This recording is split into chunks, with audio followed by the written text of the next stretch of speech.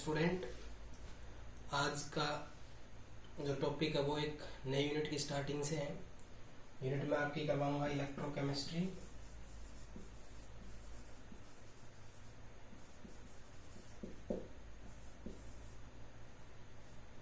Unit शुरू करने से पहले 2 मिनट में एक दो पॉइंट्स बताना चाहता हूँ। पहला पॉइंट है, जो बच्चे ऑनलाइन जो ये क्लासेस चली हुई इनको सीरियस नहीं ले रहे, वो अपना बहुत बड़ा नुकसान कर रहे हैं, क्योंकि ना तो सिलेबस रिड्यूस हो रहा है और टाइमिंग आपका रहेगा कम। गर्मी की छुट्टियों में इनको काउंट करेंगे। दूसरा, दोबारा से एक यूनिट जो 11th में सॉलिड स्टेट होता था वो 12th में आ गया। सिलेबस पी ब्लॉक जो 11th में होता था वो 12th में आ गया। सिलेबस लगभग तीनों चारों सब्जेक्ट जो है उनका ज़्यादा हुआ है, कम नहीं हुआ है। जितनी यूनिट्स हुई हैं उनकी ऑनलाइन क्लासेस, ये वीडियो है, आप इनको बार बार रिपीट करके देखें। जो भी बच्चे सॉल्यूशन को साथ साथ नहीं कर पाए वो इस यूनिट को बिल्कुल स्टार्टिंग से करें। इन यूनिट्स के जो नोट्स होंगे वो वीडियो के साथ ही डेली अपलोड करूंगा अब की बार, क्योंकि काफ़ी बच्चों की क्वेरी आती थी, सर वो नोट्स रह गए, वो रह गए, ये रह गए, फेयर में करें नहीं करें। वो सब नोट्स आप फेयर में लिखो, सिंपल से कम फेयर नोटबुक तो तैयार हो जाएगी। बाद में जब स्कूल लगेंगे तो हम एक बार इनको फास्टली रिवाइज करवाएंगे आपका, और एक एक एनसीईआरटी क्वेश्चन करने। इसके अलावा मैं कभी कोई होमवर्क दूंगा ही नहीं, वो चाहे क्लास हो चाहिए हो। पूरा पेपर पिछले 10 सालों से उठा के देखोगे, एक एक क्वेश्चन एनसीईआरटी की नोटबुक से आता है आपका। तो सीरियसली इन यूनिट्स को लें। और मैं इस यूनिट को जो स्टार्ट करने जा रहा हूँ, ये आपकी 11th की यूनिट होती थी, रिडॉक्स रिएक्शन, उससे मैच करता है। तो आपको मैंने बताया था रिडक्शन प्लस ऑक्सीडेशन दोनों साइमल्टेनियस हो जाए तो ऑक्सीडेशन और रिडक्शन आपको पता था। लॉस ऑफ इलेक्ट्रॉन, तो यहाँ क्या था, गेन ऑफ इलेक्ट्रॉन। तो यहाँ क्या था, एडिशन ऑफ ऑक्सीजन। यहाँ क्या था, एडिशन ऑफ हाइड्रोजन। यहाँ क्या था, रिमूवल हाइड्रोजन का। तो यहाँ क्या था, रिमूवल ऑक्सीजन का। यहाँ क्या था, ऑक्सीडेशन नंबर डिक्रीज। यहाँ क्या था, ऑक्सीडेशन नंबर इंक्रीज। ये मैंने इसलिए बताए हैं कि ये जो ऑक्सीडेशन रिडक्शन होते हैं दोनों के दोनों साइमल्टेनियस होते हैं। साइमल्टेनियस होने का मतलब साथ साथ, अगर ऑक्सीडेशन होगा तो रिडक्शन भी होगा। और इनके ऑक्सीडेशन रिडक्शन से मैं इस कॉन्सेप्ट को लेता हूं, अगर एक कोई एलिमेंट है, जैसे मैं ये ले रहा हूं equation Zn plus Cu2 positive, अगर ये इलेक्ट्रॉन का लॉस कर रहा है तो ये गेन करेगा, तो ये Cu, ये Zn2 पॉजिटिव। ये लॉस ऑफ इलेक्ट्रॉन भी है तो गेन ऑफ इलेक्ट्रॉन, दोनों साथ आते हैं, कंप्लीमेंट्री है। इस यूनिट के अंदर जो ये लॉस और गेन ऑफ इलेक्ट्रॉन्स हो रहा है, इनके कारण करंट क्रिएट होता है, उसके बारे में हम स्टडी करेंगे। बैटरी आपके सिलेबस में है, जैसे इन्वर्टर वाली बैटरी आपके सिलेबस में है। फ्यूल सेल, जो रेडियो, मोबाइल फोन, इनमें जो बैटरी यूज होती है वो सब आपके सिलेबस में है। दूसरा, chemical of effect of current आप पढ़ेंगे, जैसे किसी इलेक्ट्रोलाइट या किसी सॉल्यूशन में जब करंट फ्लो होता है तो कैसे क्या होता है उसमें, ये सब चीजें हम इसके अंदर पढ़ेंगे। तो जो ये यूनिट है इसको मैं स्टार्ट कर रहा हूँ। ये रिडॉक्स रिएक्शन का ही इसका पार्ट था। इसका 20 से 30% मैं 11th में करवा भी चुका हूँ। इलेक्ट्रोकेमिस्ट्री में क्या होता है, ये वो ब्रांच होती है केमिस्ट्री की जो प्रोड्यूस करती है electricity. The branch of chemistry deals with the study about the production of electricity due to spontaneous का मतलब होता है जो प्रोसेस अपने आप हो, स्पॉन्टेनियस रिएक्शन या केमिकल रिएक्शन। और जो इसका यूज होता है चाहे वो कहीं भी हो, नॉन स्पॉन्टेनियस केमिकल रिएक्शंस। कहने का मतलब क्या हुआ कि ये वो ब्रांच है जिसके अंदर करंट प्रोड्यूस होता है स्पॉन्टेनियस केमिकल चेन से, मतलब ऐसे केमिकल चेन जो अपने आप होते हैं, यानी कि ऑक्सीडेशन रिडक्शन, ठीक है। और उनका यूज हम डिफरेंट वे से यूज करते हैं, चाहे वो नॉन स्पॉन्टेनियस मतलब जो अपने आप ना हो, उन प्रोसेसेस में हम यूज कर सकते हैं। तो इलेक्ट्रोकेमिस्ट्री क्या हुआ, the branch of chemistry which deals with the study about the production of electricity due to spontaneous chemical reaction, ठीक है। And their use is in non spontaneous chemical processes. तो हम इस ब्रांच के अंदर इलेक्ट्रिसिटी का प्रोड्यूस पढ़ेंगे by chemical changes. Simple सा है, केमिकल चेंज के अंदर पढ़ेंगे। तो केमिकल चेंज का अगर आपको पढ़ना है तो मैं ये छोटे छोटे टॉपिक है, टॉपिक टू टॉपिक बताऊंगा। इलेक्ट्रोलाइट पढ़ेंगे हम। इलेक्ट्रोलाइट क्या होता है? The solution which allow to pass electricity through them and decomposes into its ion। ये वो सॉल्यूशन जो electricity pass through them decomposing into ions, मतलब ऐसे सॉल्यूशन को हम इलेक्ट्रोलाइट कहेंगे जिनमें से इलेक्ट्रिसिटी एक्वस सॉल्यूशन में जो आयन में डिकम्पोज होता है। जैसे आपके पास H2SO4 है, ये आपका 2H positive plus SO4 2 negative. NaOH है, ये आपका Na positive plus OH negative. CH3COOH है, ये आपका CH3COO negative plus H positive. NH4OH है, ये आपका NH4 positive plus OH negative. इस तरह काफी इलेक्ट्रोलाइट है। अब इलेक्ट्रोलाइट क्या होता है? ये एक सॉल्यूशन होता है और इसमें इलेक्ट्रिसिटी वगैरह जब फ्लो होती है तो ये आयंस में टूट जाता है। आयंस दो तरह के होते हैं, cations, anions. By loss by gain, एक इलेक्ट्रॉन लॉस करेगा दूसरा गेन करेगा, मींस रिडॉक्स रिएक्शन है इनके अंदर। तो अब आपके पास इलेक्ट्रोलाइट की टाइप में अगर हम उठाएं तो एक आपका होता है स्ट्रॉन्ग इलेक्ट्रोलाइट,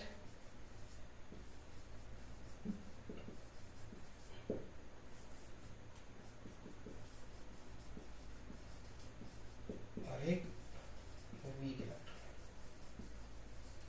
स्ट्रॉन्ग और वीक दो कैटेगरी कर दी हमने, है वही डेफिनेशन में, दोनों को दोनों करंट फ्लो कर सकते हैं। स्ट्रॉन्ग क्या होते हैं? Almost completely into its ion, जो completely ions में डिसोसिएट हो जाए। जैसे मान लो ये बीकर है, इसमें 1000 आयन है NaOH के, और ये 1000 के 1000 कैटायन और एनायन में अगर टूट जाते हैं तो ये आपका होगा स्ट्रॉन्ग इलेक्ट्रोलाइट। अगर इस 1000 में से अगर 200 400 500 अगर टूटते तो वो आपका होता वीक इलेक्ट्रोलाइट। तो जो पूरी तरह से टूट जाए, which do not dissociate into ions, जो पूरी तरह से आयन में नहीं टूटे उसको क्या कहेंगे? Weak electrolyte. जो पूरी तरह से टूट जाए उसको क्या कहेंगे? Strong electrolyte. कहने का मतलब ये है इलेक्ट्रोलाइट में स्ट्रॉन्ग वो होता है जो कंप्लीटली आयन में टूट जाए, और वीक वो होता है जो कंप्लीटली ना टूटे। दूसरा पॉइंट ये उठा सकते हो कि जो आपके पास स्ट्रॉन्ग एसिड और स्ट्रॉन्ग बेस होते हैं वो स्ट्रॉन्ग इलेक्ट्रोलाइट भी होते हैं, वीक एसिड और वीक बेस होते हैं वो आपके वीक इलेक्ट्रोलाइट होते हैं। तो जैसे H2SO4, NaOH आपके स्ट्रॉन्ग इलेक्ट्रोलाइट के एग्जाम्पल है, ये दोनों आपके वीक इलेक्ट्रोलाइट के एग्जाम्पल है। तो सिंपल सा पॉइंट था, जो इलेक्ट्रिसिटी वगैरह फ्लो होने से कंप्लीटली आयन में डिसोसिएट हो जाए स्ट्रॉन्ग, कंप्लीटली डिसोसिएट ना हो वीक, और ऐसा सॉल्यूशन जिसमें से करंट पास हो वो आपका क्या कहलाएगा? इलेक्ट्रोलाइट। जैसे आपके पास प्योर वाटर होता है, प्योर वाटर, उसमें से करंट फ्लो नहीं होता, तो ये इलेक्ट्रोलाइट ही नहीं है। ठीक है, तो जो आयंस में टूट जाए और जो जिसके अंदर से करंट फ्लो हो जाए उसको हम क्या बोलते हैं? इलेक्ट्रोलाइट। ये फिर उसकी कैटेगरी बनाई स्ट्रॉन्ग वीक, जो पूरी तरह से टूटे स्ट्रॉन्ग, जो पूरी तरह से डिकम्पोज ना हो वीक इलेक्ट्रोलाइट। अब हम बात करेंगे, आपके पास जो टॉपिक है वो है कंडक्टर क्या होता है। कंडक्टर आपने खूब पढ़े हैं, लेकिन हम यहाँ कैटेगरी में जाएंगे। कंडक्टर से शुरुआत करता हूं मैं। विच कंडक्ट इलेक्ट्रिसिटी, मतलब जिसमें करंट फ्लो हो सके, या वैलेंस इलेक्ट्रॉन 1 2 3, जिनमें 1 2 3 इलेक्ट्रॉन वैलेंस हो। दो तरह के आते हैं, एक आता है आपका, एक आता है मेटालिक कंडक्टर, दूसरा होता है इलेक्ट्रोलाइटिक कंडक्टर।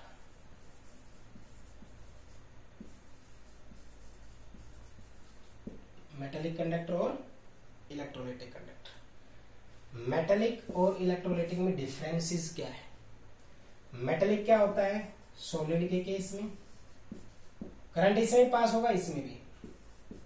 लिक्विड के केस में गैस होता है एक और स्टेट ऑफ मैटर, उसमें करंट फ्लो होता ही नहीं है, तो गैस तो हम डिस्कस ही नहीं करेंगे।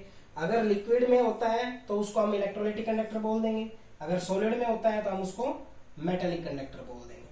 तो इनमें जैसे आयरन है, करंट पास हो सकता है, गोल्ड है, सिल्वर है, इनमें करंट पास होता है। लिक्विड में जैसे NaOH है, KOH है, NH4OH है, HCl है, काफी है, HNO3 है, सब में करंट पास हो सकता है। ये सारे के सारे इलेक्ट्रोलाइटिक कंडक्टर में आएंगे और ये आपके सॉलिड है जो मेटेलिक में। अब इनका अपने रूटीन लाइफ में उठा के देखो, क्या सिल्वर के वायर नहीं होते हैं? क्या कॉपर के वायर नहीं होते हैं जिनमें से करंट पास होता है ना? लिक्विड में मैं H2SO4 बता रहा हूँ आपको, आपके घर के इन्वर्टर की जो बैटरी होती है उसमें H2SO4 होता है और बाद में हम उसमें मिनरल वाटर डालते हैं। मिनरल वाटर ज्यादा हो गया तो इसमें, तो इसको क्या बोलते हैं? डाइल्यूट H2SO4 है, तो ये उसमें करंट तो पास हो रहा है। ये H2SO4 उसमें बैटरी के अंदर डिकम्पोज होकर 2H पॉजिटिव और SO4 2 नेगेटिव में टूटता है, इन आयंस का फ्लो होता है, उसकी वजह से करंट होता है, जिससे पंखे वगैरह जो भी कुछ चलाना वो चला सकते हैं। तो कहने का मतलब समझो, जिसमें करंट फ्लो करना सॉलिड में हो तो उसको मेटेलिक बोलेंगे और जिसमें लिक्विड में हो तो उसको इलेक्ट्रोलाइटिक बोलेंगे। अब मैं आपको मेटेलिक और इलेक्ट्रोलाइटिक में एक डिफरेंस ही बता देता हूँ, क्लियर हो जाएगा। मेटेलिक कंडक्टर और इलेक्ट्रोलाइटिक के बीच में डिफरेंस बता देता हूँ, क्लियर, कि मेटेलिक कंडक्टर क्या होता है।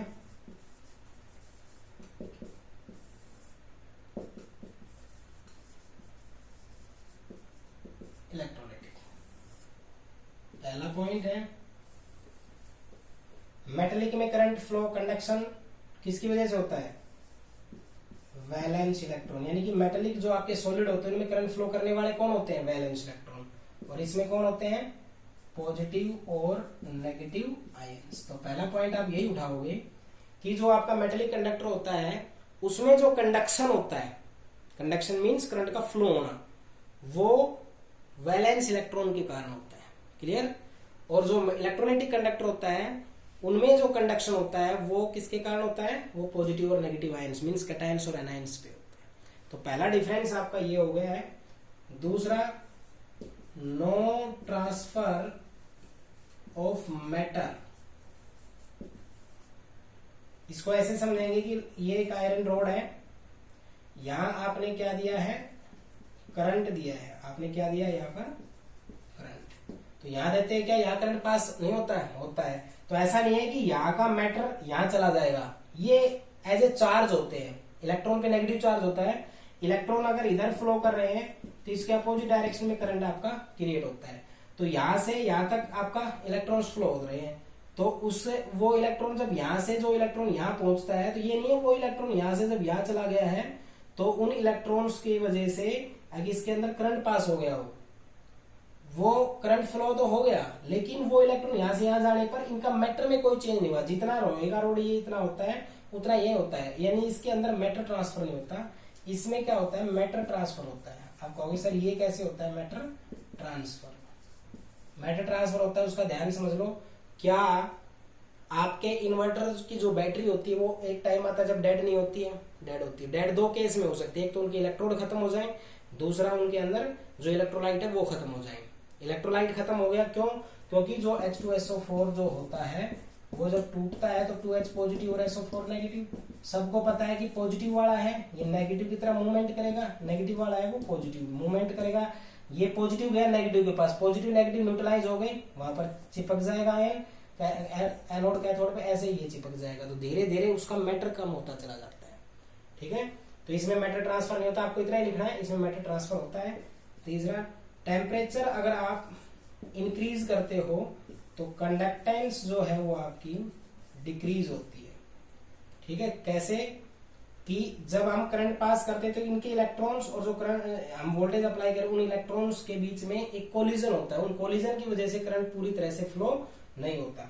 इसमें टेम्परेचर अगर आपका इंक्रीज हो रहा है तो कंडक्टेंस आपका इंक्रीज होगा। क्यों?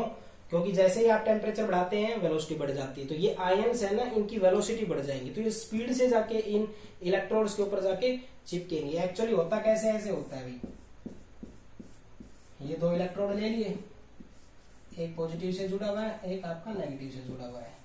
जैसे आपने ये मान लो CuSO4 था, तो ये टूटा तो Cu plus plus SO4 minus, Cu plus plus इस पे डिकम्पोज हो गया नहीं यहाँ, और माइनस ये बनाया होगा। तो जैसे करंट ज्यादा फ्लो करेंगे तो आयंस इनकी स्पीड बढ़ जाएगी वेलोसिटी, और ज्यादा यहाँ जाके चिपक जाएंगे, जिससे धीरे धीरे मैटर भी कम होगा और जो आपके पास ये क्या बोलते हैं कंडक्टेंस है वो भी बढ़ जाएगी। क्लियर? इसमें वैलेंस इलेक्ट्रॉन के कारण फ्लो होता है, इसमें पॉजिटिव नेगेटिव आयंस। इसमें कोई भी मैटर ट्रांसफर नहीं होता, इसमें मैटर ट्रांसफर होता है। टेम्परेचर बढ़ाने से कंडक्टेंस कम होती है, इसमें टेम्परेचर बढ़ाने से कंडक्टेंस ज्यादा होती है। अब अगला टॉपिक मैं कंडक्टेंस से रिलेटेड देखता हूं कि आपका करंट क्या होता है। ये छोटी छोटी 5 डेफिनेशन है, इनको हम बता रहे हैं आपको। पहला तो होता है आपका करंट क्या होता है।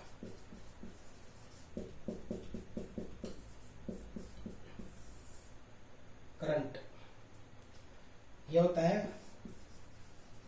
Flow of charge. ये सब पॉइंट आपके फिजिक्स में आएंगे, 8-10 डेफिनेशन जो है, इन ए डेफिनेट डायरेक्शन। चार्ज अगर आपका फ्लो होता है किसी पर्टिकुलर डायरेक्शन में तो उसको हम करंट कहते हैं। तो आई आपका है Q/T, तो ये चार्ज है और ये आपका टाइम है। तो ये चार्ज मतलब जैसे ये एक कंडक्टर है, इस एक एंड से इस एंड की तरफ अगर मान लो charge means positive negative flow हो रहा है ए से बी की तरफ, तो करंट क्या होगा, जितना चार्ज फ्लो होगा कूलम्ब पर सेकंड, जितना चार्ज फ्लो हुआ कितने समय में हुआ, यानी इस एंड से इस एंड तक या इस एंड से इस एंड तक कितना चार्ज फ्लो हुआ कितने समय में, वही आपका करंट होता है। ये एक स्केलर क्वांटिटी होती है क्योंकि लॉ ऑफ वेक्टर एडिशन को फ्लो नहीं करते। इलेक्ट्रॉन्स अगर आपके इधर फ्लो कर रहे हैं तो करंट की डायरेक्शन अपोजिट टू इलेक्ट्रॉन होती है। पॉजिटिव अगर चार्ज इधर फ्लो कर रहे हैं तो करंट की डायरेक्शन इसी में ही होती है। तो डायरेक्शन ऑफ करंट क्या होती है, अपोजिट टू इलेक्ट्रॉन और in the direction of proton. Clear? Definition क्या होती है, flow of charge in a definite direction. Unit क्या होती है उसकी, एक तो कूलम्ब पर सेकंड और एक यूनिट आपकी इसकी होती है एम्पियर। ठीक है। नेक्स्ट जो डेफिनेशन है वो है आपकी रेजिस्टेंस क्या होती है। रेजिस्टेंस, ये कंडक्टर है तो सभी को पता होना चाहिए जब भी कंडक्टर की बात होगी तो कंडक्टर जो आपका होता है उनमें वैलेंस इलेक्ट्रॉन होते हैं और ये वैलेंस इलेक्ट्रॉन कोई किधर मूवमेंट करते रहते हैं। इसके बारे में एक पॉइंट बताता हूं। In case of conductor there are large number of electrons, near about 10⁻30 27 मिलेगा किसी बुक में। इतने इलेक्ट्रॉन पर यूनिट वॉल्यूम में होता है, तो और डिफरेंट डायरेक्शन से डिफरेंट वेलोसिटी से मूव करता रहता है। तो different direction different velocity move कर रहा है तो कोई पर्टिकुलर डायरेक्शन तो है नहीं। फिर हम उसको बैटरी से जोड़ देते हैं तो यहां से इलेक्ट्रॉन जाएंगे, ये इलेक्ट्रॉन इनर्जेटिक है, इनकी एनर्जी ज्यादा, ये इनके जाके स्ट्राइक होंगे, तो ये इलेक्ट्रॉन इन जो इलेक्ट्रॉन यहां से जा रहे हैं इनको फ्लो होने से रोकेंगे। उसी को ही हम क्या बोलते हैं, रेजिस्टेंस। तो डेफिनेशन क्या लिखेंगे हम, रेजिस्टेंस ये होगा the net opposition offered by the conductor in the passage of electric current। जब इलेक्ट्रिक करंट पास होता है ना तो जो नेट अपोजिशन, यानी कि जैसे ये करंट इलेक्ट्रॉन गए, ये इलेक्ट्रॉन जो उसको नेट अपोजिशन देते हैं उसी को उसकी रेजिस्टेंस कहते हैं। रेजिस्टेंस का मतलब रोकना होता है किसी को भी। मान लो आप इधर जा रहे हो, कोई आपको रोक रहा है, वो रेजिस्टेंस ही है। तो ऐसे इलेक्ट्रॉन्स के केस में वो इलेक्ट्रॉन की रेजिस्टेंस हो जाएगी। डिपेंड किस पे करता है, लेंथ ऑफ कंडक्टर। अगर आपके कंडक्टर की लेंथ है वो अगर ज्यादा है तो रेजिस्टेंस ज्यादा होगी, कम है तो कम होगी। ज्यादा है तो इलेक्ट्रॉन्स ज्यादा हो जाएंगे। Inversely proportional to area of cross section, मतलब जो ये इसका एरिया मींस क्षेत्रफल जो है इसके इनवर्सली होता है। दोनों को इक्वेशन को मैंने कंबाइन कर दिया है L/A। इसको रिमूव करने के लिए हमने किया है R बराबर रो L/A। तो इसको हमने क्या बोला, इसको मैंने बोला रेजिस्टिविटी। तो रो इज इक्वल टू क्या हो जाएगा RA/L। क्लियर। रेजिस्टिविटी यूनिट निकालते हैं। रेजिस्टेंस जो होती है इसकी यूनिट होती है ओम। क्या होती है, या तो OHM लिख दो या फिर आप इसको ऐसे लिख दो, ठीक है। यहां निकालेंगे तो ओम, ये हो जाएगा metre square divided by metre. तो ये मीटर से मीटर कैंसिल हो गया, तो क्या हो गया ओम मीटर। क्या हो गया ओम मीटर इसकी यूनिट। तो रेजिस्टेंस के लिए जो कांस्टेंट यूज किया तो ये एक कंडक्टर की प्रॉपर्टीज के तौर पे यूज हुआ है। और अगर आप इस लेंथ ऑफ कंडक्टर को 1 सेंटीमीटर या मीटर ले लेते हो और एरिया 1 स्क्वायर सेंटीमीटर ले लेते हो तो R रेजिस्टेंस और रेजिस्टिविटी दोनों बराबर हो जाते हैं। तो क्या लिखेंगे, resistance is equal to resistivity. ये कंडीशन कब बनी है, जब length of conductor and area of cross section means ये लेंथ और इसका जो एरिया है अगर वो 1 है तो रेजिस्टेंस और रेजिस्टिविटी सेम होती है। क्लियर।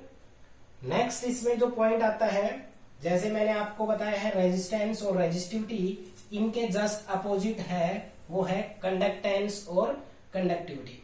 तो कंडक्टेंस क्या होगा, कंडक्टेंस आपका होगा C is equal to 1/R। Resistance का रेसिप्रोकल,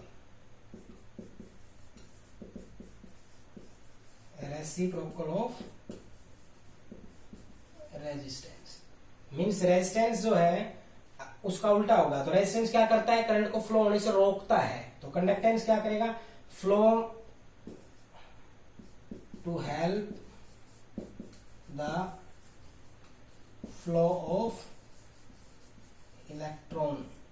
इलेक्ट्रॉन के फ्लो को हेल्प करता है और ये क्या करता है, ये उनके फ्लो को रोकता है। रेजिस्टेंस क्या करता है, रोकता है, तो कंडक्टेंस क्या करता है, हेल्प करता है। दोनों अपोजिट हो गए। कंडक्टिविटी, कंडक्टिविटी जो होता है वो होता है सिग्मा इज इक्वल टू 1/रो। जो रेजिस्टिविटी होता है ना उसका रेसिप्रोकल होता है। तो इसकी यूनिट क्या होगी, ओम इनवर्स मीटर इनवर्स। ठीक है। तो resistance R, conductance C, conductivity sigma और रेजिस्टिविटी रो। अगला होता है मोबिलिटी। मोबिलिटी होता है वेलोसिटी अपॉन इलेक्ट्रिक फील्ड। तो वेलोसिटी क्या होता है, इलेक्ट्रॉन जो कंडक्टर था उसके इलेक्ट्रॉन की वेलोसिटी। इलेक्ट्रिक फील्ड की यूनिट क्या होती है, इलेक्ट्रिक फील्ड तो आप पढ़ चुके हो फर्स्ट यूनिट में, न्यूटन पर कूलम। तो ये हो जाएगा न्यूटन पर कूलम। क्या होता है, ratio of drift velocity to its electric field. Electric field और ड्रिफ्ट वेलोसिटी का जो रेशियो होता है उसको हम क्या कहते हैं, मोबिलिटी। तो ये 5 डेफिनेशन आई थी। इसके बाद जो टॉपिक है तुम्हारा वो है ओम्स लॉ। एक छोटा सा टॉपिक है, 10वीं क्लास में पढ़ा था आपने, यहाँ केमिस्ट्री में भी है। ओम्स लॉ ये क्या होता है, ये कहता है कि जो वोल्टेज डेवलप होती है ना, ये कंडक्टर है,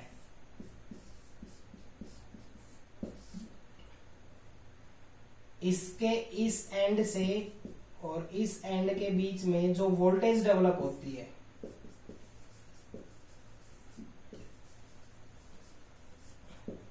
वो डायरेक्टली प्रोपोर्शनल होती है करंट के। मतलब इन दोनों एंड्स में जो वोल्टेज डेवलप होगी वो करंट पे डिपेंड करती है कि जितना ज्यादा करंट फ्लो करेंगे उतनी ही ज्यादा वोल्टेज डेवलप होगी। तो ये क्या हुआ, इसको कांस्टेंट लगा दिया हमने R। R को क्या बोलते हैं हम, रेजिस्टेंस। क्या बोल देते हैं, रेजिस्टेंस। तो R बराबर क्या हो गया, V/I।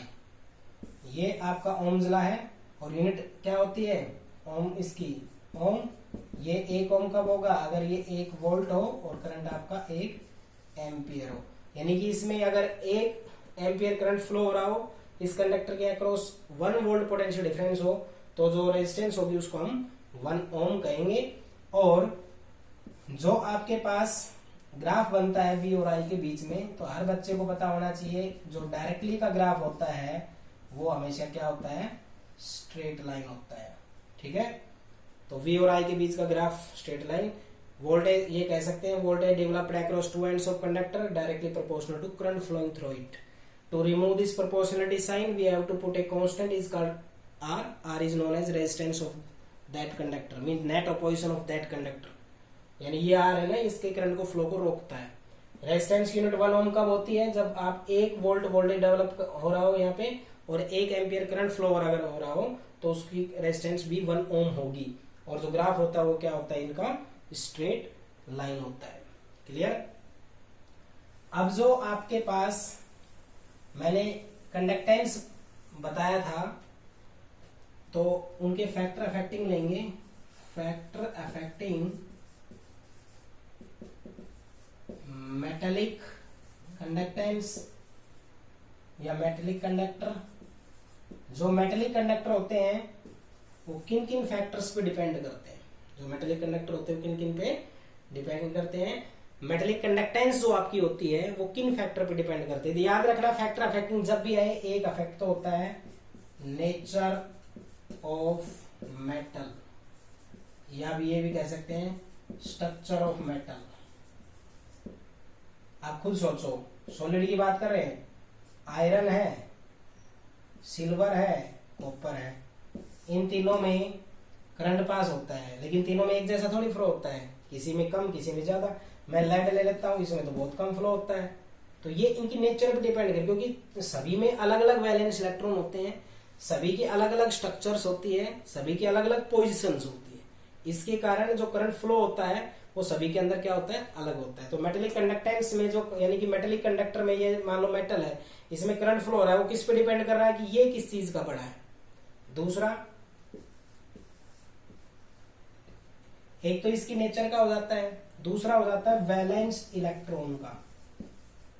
जिस कंडक्टर में जितने ज्यादा वैलेंस इलेक्ट्रॉन होते हैं लास्ट सेल में, उतने ही उसके अंदर करंट फ्लो होता है। यानी कि ये दोनों सेम सा ही पॉइंट है कि वैलेंस इलेक्ट्रॉन ज्यादा होंगे तो मेटेलिक ज्यादा होगा, मेटेलिक ज्यादा होगा तो उसमें करंट फ्लो ज्यादा होगा। कि तीसरा जो पॉइंट है वो होता है टेम्परेचर का। तो टेम्परेचर अगर आपका इंक्रीज, ये मैं बता चुका हूं, इंक्रीज होता है तो उन इलेक्ट्रॉन्स की वेलोसिटी बढ़ जाती है। जैसे इसमें ये इलेक्ट्रॉन है ना, इनकी वेलोसिटी बढ़ जाती है। तो वेलोसिटी बढ़ती है, देखो टेम्परेचर बढ़ाने से पार्टिकल्स के नंबर नहीं बढ़ते, पार्टिकल की वेलोसिटी बढ़ जाती है। वेलोसिटी बढ़ जाती है तो इनके बीच में ज्यादा वो होता है कोलिजन, तो कंडक्टेंस क्या हो जाती है, उसकी करंट फ्लो होना थोड़ा कम हो जाता है। तो कहने का मतलब नेचर ऑफ मेटल, किस तरह के मेटल है, वैलेंस इलेक्ट्रॉन और टेम्परेचर, इन तीनों पे डिपेंड करते हैं। टेम्परेचर बढ़ाते हैं डिक्रीज होता है, वैलेंस इलेक्ट्रॉन ज्यादा होते हैं तो ज्यादा होता है, और जिसकी नेचर जैसी होती है उसी तरह की उसके अंदर करंट फ्लो होता है। तो मेटेलिक कंडक्टेंस तीन डिपेंड करती है, nature of metal, valence electron और टेम्परेचर। दूसरा जो पॉइंट है आपका वो है फैक्टर अफेक्टिंग इलेक्ट्रोलाइटिक कंडक्टर। क्या, इलेक्ट्रोलाइटिक। तो इलेक्ट्रोलाइटिक यानी कि लिक्विड में, तो वो भी नेचर पे डिपेंड करेगा।